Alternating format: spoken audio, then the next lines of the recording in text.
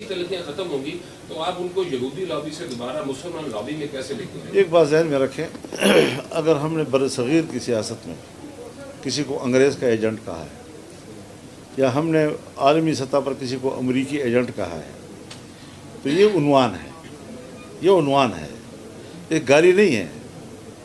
मतलब यह है कि जो आलमी सतह पर एक वर्ल्ड वाइड जो इकनॉमिक नेटवर्क है और उसके ऊपर जो जूश का एक बारादस्ती है, जब मैं देखूंगा कि मेरे मुल्क को भी उस नेटवर्क के अंदर डाला जा रहा है और यहाँ पर मैं सूद के ख़ात्मे की बात करता हूँ और मैं मुकम्मल सतह पर आलमी सतह पर सूदी निज़ाम के अंदर जा रहा हूँ, उनकी मईशत के उसूलों के मुताबिक चलूँगा तो इससे मेरा इख्तलाफ होगा। अब इस इख्तलाफ का उन्वान अगर ये है कि यहूदी एजेंट, तो इसको गाली क्यों कहा गया?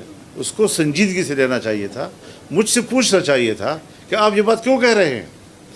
अगर मैं कहता हूँ कि कादियानियों को दोबारा मुस्लिम स्टेटस पाकिस्तान में देना ये मेरे तहफ़्फ़ुज़ात हैं, बजाय इसके कि आप मुझे उसके बदले में गालियाँ दें, आप मुझे मुतमईन करें मैं पाकिस्तान का शहरी हूँ, मेरे पीछे कुछ लोग हैं, उनकी एक सोच है, उनके तहफ़्फ़ुज़ात हैं, मैं उनकी नुमाइंदगी कर रहा हूँ।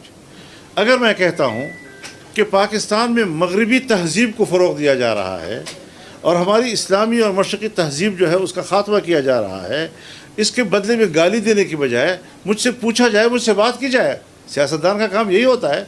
अगर मैंने आपके ऊपर कोई इतराज़ किया है या आपके साथ मैंने कोई एक तहफ़्फ़ुज़ात का इजहार किया है तो आपका फ़र्ज़ बनता है कि आप कहें फजल रहमान ये बात आप क्यों कर रहे हैं मुझे, ताकि जब मैं आपके सामने अपनी बात रखूँ तो आप यहाँ मुझे मुतमईन कर सकें इस बात पर कि मेरा एजेंडा नहीं है या ये कि ये मेरा एजेंडा है और आपके मुफाद के लिए है।